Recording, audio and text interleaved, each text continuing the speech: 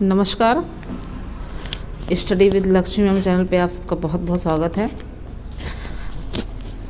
इसके पहले एक वीडियो में जो इस समय प्राचीन इतिहास के यानी इतिहास के क्वेश्चन की श्रृंखला चल रही है, जो अति महत्वपूर्ण प्रश्न है वो अपलोड किए जा रहे हैं।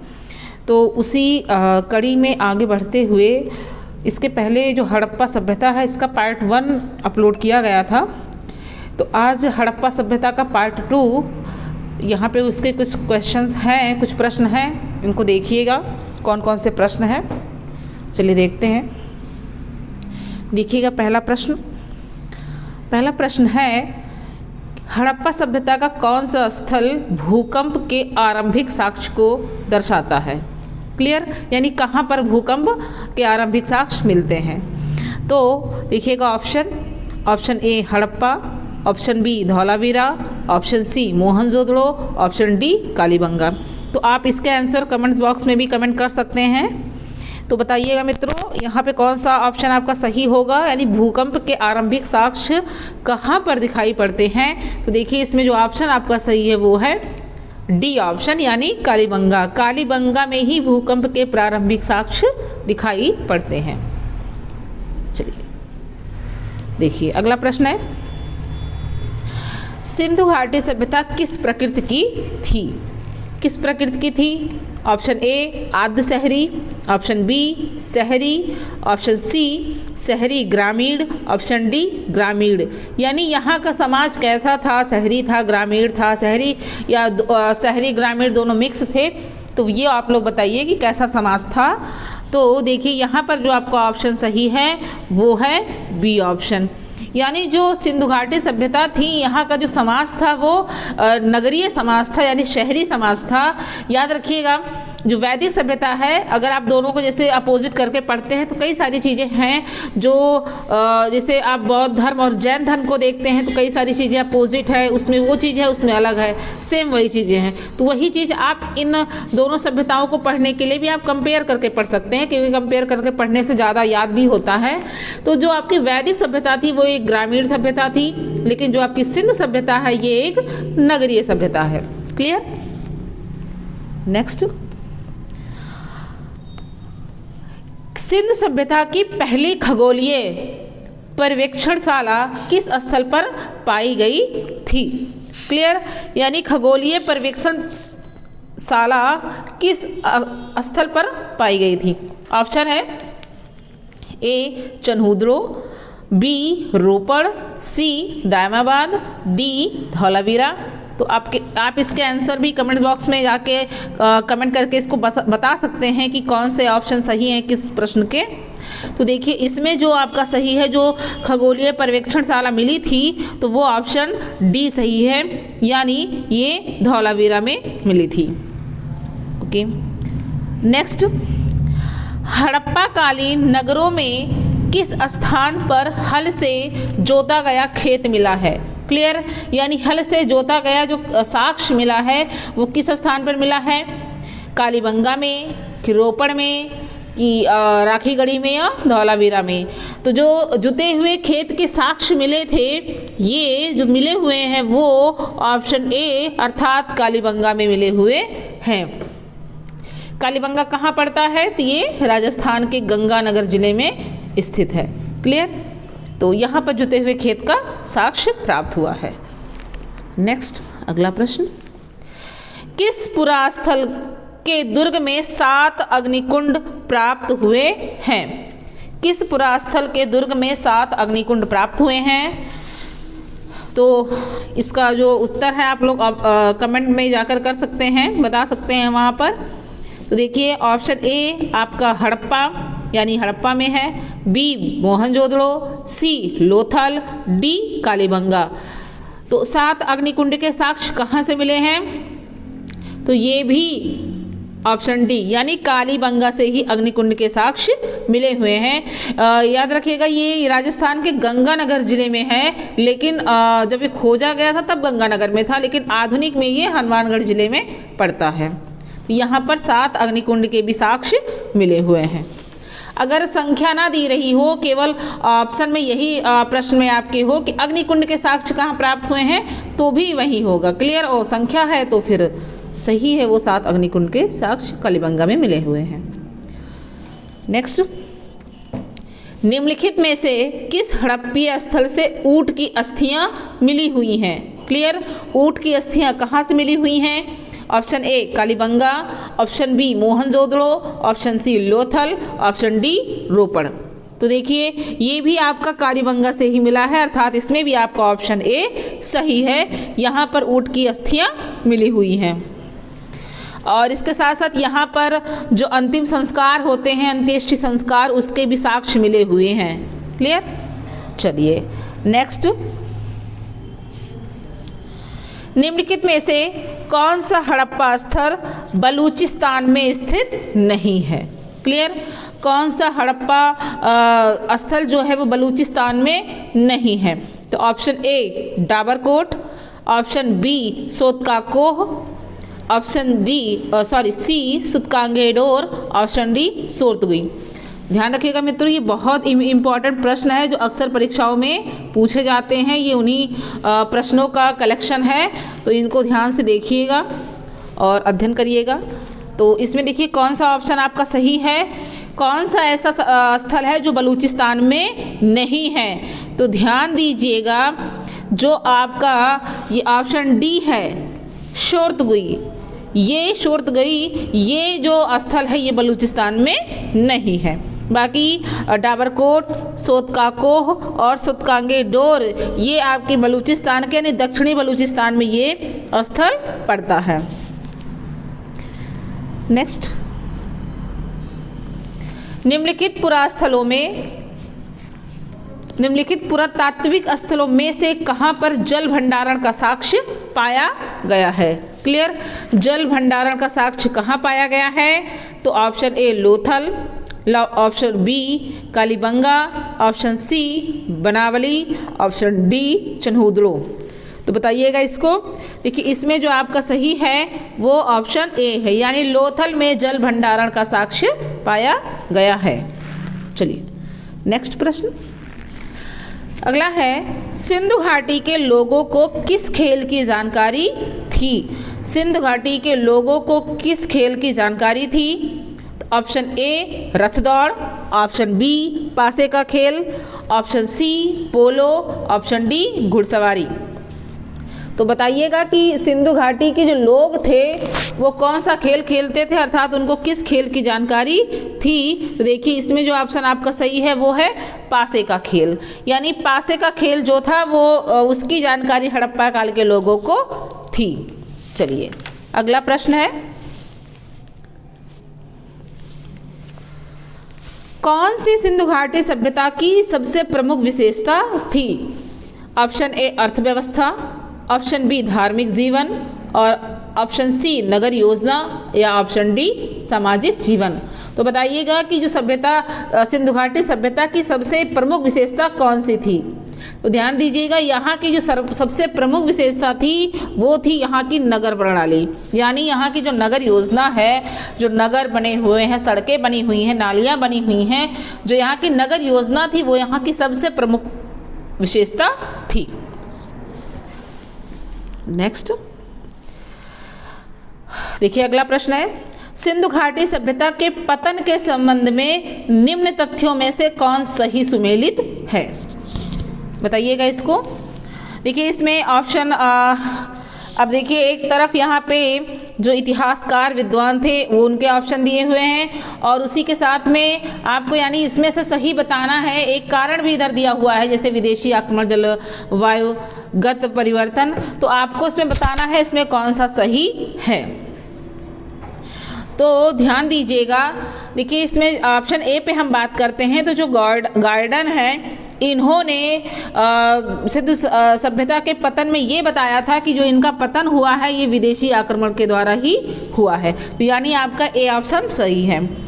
B R.L. स्टाइन, इन्होंने जलवायुगत परिवर्तन बताया था। सी डैलेस, इन्होंने भौगोलिक घटनाक्रम बताया है। और आपका डी ऑप्शन है V.N. मिश्र, इन्होंने भूगर्भीय भूगर्भ स्थलीय परिवर्तन बताया है। अर्थात कहने का मतलब है कि इसमें आपके चारों ऑप्शन सही हैं। क्लियर, इसमें आपके चारों ऑप्शन सही हैं, ये चारों सही हैं। क्लियर, देखिए इससे आपको जानकारी भी हो गई कि किस विद्वान ने सिंधु घाटी सभ्यता के पतन का कौन कौन सा कारण बताया है। अगला प्रश्न है, सिंधु सभ्यता से जुड़ा स्थल रंगपुर किस नदी के तट पर स्थित है? किस नदी के तट पर है रंगपुर? तो देखिए ऑप्शन देखते हैं। पहला ऑप्शन है सिंधु, ए, बी ऑप्शन है झेलम, सी ऑप्शन है भादर और डी ऑप्शन है दासक। तो बताइएगा। तो इसमें देखिए जो सही है वो ऑप्शन आपका सी है, यानी रंगपुर जो है वो भादर नदी के किनारे पड़ता है। क्लियर, चलिए अगला है, अगला प्रश्न, स्वतंत्रता के बाद भारत के किस प्रांत से सबसे अधिक सैंधव पुरास्थल खोजे गए हैं? तो देखिए इसमें ऑप्शन ए है Uttar Pradesh, option B Rajasthan, option C Gujarat, option D Punjab. तो इसमें जो आपका सही है कि स्वतंत्रता प्राप्ति के बाद किस प्रांत से सबसे अधिक सैंधव पुरास्थल खोजे गए थे, तो वो आपका ऑप्शन सी है, यानी गुजरात से ही आपके ज़्यादातर स्थल खोजे गए हैं। क्लियर, चलिए नेक्स्ट अगला प्रश्न है, सिंधुवासियों का मुख्य भोज्य पदार्थ क्या था? उनका भोजन जो था वो क्या था, मुख्य भोज्य पदार्थ? देखिए ऑप्शन ए गेहूं और चावल, ऑप्शन बी गेहूं और जौ, ऑप्शन सी चावल और जौ, ऑप्शन डी इनमें से कोई नहीं। तो जो आपका ऑप्शन यहाँ पे सही है वो ऑप्शन बी सही है, यानी गेहूं और जौ सिंधुवासियों का मुख्य भोज्य पदार्थ था। देखिए अगला प्रश्न है, ये है सही सुमेलित कीजिए, यानी इसमें आपको दो प्रश्न दिए गए हैं, सूची 1 में, सूची सेकंड में। तो इसमें आपको सुमेलित करना है। तो देखिए हड़प्पा में क्या मिला था? तो याद रखिएगा हड़प्पा में समाधान मिला हुआ था, यानी आपका ए का पहला सही है। बी ऑप्शन पे आते हैं लोथल में क्या मिला हुआ है? तो यहाँ एक बंदरगाह, अर्थात जिसको हम डॉक यार्ड या गोदीवाड़ा भी कहते हैं, तो आपका बी का दूसरा सही है। आपके सी ऑप्शन में देखते हैं कालीबंगा। अभी यहाँ एक प्रश्न में पहले बात हुई भी थी कि कालीबंगा में क्या मिला हुआ है, तो यहाँ जुते हुए खेत का साक्ष्य मिला हुआ है। ऑप्शन डी मोहनजोदड़ो, तो यहाँ पे एक कांसा की मूर्ति मिली हुई, यानी एक नर्तकी की आकृति मिली हुई है जो कांसा धातु की बनी हुई है। तो ये हो गया आपका प्रश्न। अगला प्रश्न, सिंधु सभ्यता का कौन सा स्थल समुद्र व्यापार का मुख्य केंद्र माना जाता था? क्लियर, देखिए अभी बात हुई कि बंदरगाह कहाँ मिला है, यानी जब समुद्री व्यापार होता है तो वो बंदरगाहों से ही होता है। तो जो बंदरगाह आपके मिले हुए हैं वो कहाँ मिले हुआ था? लोथल में। अर्थात जो समुद्री व्यापार का मुख्य केंद्र माना जाता है वो किसको माना जाता है? लोथल को। चलिए नेक्स्ट देखिएगा, सैंधव सभ्यता मानव इतिहास के किस काल से संबंधित है? क्लियर, पहला है पूर्व पाषाण काल, ए, ऑप्शन बी आद्य ऐतिहासिक काल, ऑप्शन सी नवपाषाण काल और ऑप्शन डी ऐतिहासिक काल। तो बताइएगा जो सैंधव सभ्यता थी वो किस काल से संबंधित थी? तो देखिए जो यहाँ आपका सही है वो है ऑप्शन बी आद्य ऐतिहासिक। देखिए इसमें पहले भी बताया गया था जो इतिहास है वो 3 भागों में बटा हुआ है, प्रागैतिक इतिहास, आद्य इतिहास और ऐतिहासिक। प्रागैतिहासिक के जो काल है उसके अंतर्गत क्या आता है? आपका पाषाण काल, यानी पूर्व पाषाण काल, मध्य पाषाण काल और नवपाषाण काल। प्रागैतिहासिक काल क्या होता है? यानी जब मानव लिखना नहीं जानता था, यानी उस समय की कोई लिखित वस्तु नहीं मिली है, केवल उस समय की जानकारी हम उस समय के जो भी मतलब जो चीज़ें पाई गई हैं खुदाई से, जैसे आभूषण है हड्डियों के बने हुए हैं और औजार हैं, बर्तन हैं, चित्र मिले हुए हैं। तो इन सारी चीज़ों से जानकारी होती है प्रागैतिहासिक काल की होती है। तो यानी कोई लिखित चीज़ वो नहीं मिली हुई है। क्लियर। तो ये हो गया प्रागैतिहासिक काल। आद्य ऐतिहासिक काल, देखिए आद्य ऐतिहासिक काल ये क्या है, इसमें वो चीज़ें हैं जैसे इसमें लिखा तो गया है, लिखा गया है, लिपि मिली है लेकिन उसको पढ़ा नहीं गया है। तो आपकी जो सैंधव सभ्यता की लिपि है वो अभी तक पढ़ी नहीं जा सकी है। तो सैंधव सभ्यता किसके अंतर्गत आती है? आद्य ऐतिहासिक काल। और आपका तीसरा आता है ऐतिहासिक काल। तो इसमें जो चीज़ें मिली हैं वो पढ़ी भी गई हैं, जैसे आपका वेद वगैरह सारी चीज़ें, तो ये आपके ऐतिहासिक के अंतर्गत आते हैं। तो इसमें जो आपका ऑप्शन सही है वो दूसरा ऑप्शन यानी बी ऑप्शन सही है, आद्य ऐतिहासिक काल। अगला प्रश्न है, हड़प्पा संस्कृति से जुड़ा पुरास्थल सूतकांगेडोर किस नदी के किनारे स्थित है? क्लियर। ये किस नदी के किनारे स्थित है? तो देखिएगा ऑप्शन ए में है सिंधु, बी झेलम, सी सरस्वती, डी दाशक। तो जो सूतकांगेडोर है ये अभी बात दी हुई थी कि बलूचिस्तान में स्थित है और ये किस नदी के किनारे है? तो याद रखिएगा ये दाशक नदी के किनारे स्थित है, यानी ऑप्शन आपका यहाँ पे डी सही होगा। नेक्स्ट प्रश्न देखिए, हड़प्पा संस्कृति से संबंधित मांडा नामक पुरातात्विक स्थल किस नदी पर स्थित है? जो मांडा स्थल पाया गया है ये किस नदी पर स्थित है? तो ध्यान दीजिएगा ये किस नदी के किनारे है? तो ये चिनाब नदी के किनारे है। और जो ये मांडा पाया गया है, मांडा स्थल, ये याद रखिएगा हड़प्पा सभ्यता का सबसे उत्तरी स्थल है, अर्थात ये जम्मू कश्मीर में पाया गया है और ये चिनाब नदी के किनारे है। नेक्स्ट प्रश्न आता है, घोड़े की हड्डियां कहाँ से प्राप्त हुई हैं? क्लियर। घोड़े की हड्डियां कहाँ से प्राप्त हुई हैं? तो ऑप्शन ए में है लोथल, बी सुरकोटदा, सी हड़प्पा, डी आलमगीरपुर। तो बताइएगा इसमें, देखिए इसमें जो सही है वो आपका बी ऑप्शन सही है, यानी सुरकोटदा से ही घोड़े की हड्डियों के अवशेष पाए गए हैं। सुरकोटदा कहाँ पड़ता है? तो ये गुजरात के कच्छ जिले में पड़ता है। क्लियर। चलिए अगला प्रश्न है, किसकी पूजा हड़प्पा संस्कृति में नहीं होती थी? किसकी पूजा नहीं होती थी हड़प्पा काल में? तो ऑप्शन ए शिव, बी मातृदेवी, सी पीपल, डी विष्णु। तो ध्यान दीजिएगा यहाँ पर विष्णु की पूजा नहीं होती थी, यानी आपका ऑप्शन डी सही है। शिव की पूजा होती थी और किस रूप में होती थी? तो पशुपति के रूप में होती थी। वहाँ पर मतलब शिव का नाम नहीं मिलता है, वो पशुपति का नाम मिलता है, तो पशुपति ही शिव भगवान थे। और बी ऑप्शन आपका मातृ देवी की होती ही थी, पीपल यानी वृक्षों की पूजा भी होती थी। तो यहाँ पर विष्णु की पूजा नहीं होती थी हड़प्पा संस्कृति में। चलिए अगला प्रश्न है, हड़प्पा कालीन स्थल दायमाबाद किस राज्य में स्थित है? हड़प्पा कालीन स्थल दायमाबाद किस राज्य में स्थित है? तो देखिए किस राज्य में स्थित है? तो ऑप्शन ए है महाराष्ट्र, बी गुजरात, सी आंध्र प्रदेश और डी उत्तर प्रदेश। तो याद रखिएगा ये जो स्थल स्थित है ये आपके महाराष्ट्र में है। अभी मैंने बताया था, इसके पहले ही देखिए बात हुई थी इसकी, ये मांडा स्थल जो है, मांडा कहाँ पे है? तो मांडा को बताया गया था कि ये जम्मू कश्मीर में पड़ता है। क्लियर। ये हड़प्पा सभ्यता का सबसे उत्तरी स्थल है। और जो दायमाबाद है ये हड़प्पा सभ्यता का सबसे दक्षिणी स्थल है, अर्थात ये कहाँ पे है? तो ये महाराष्ट्र में है। क्लियर।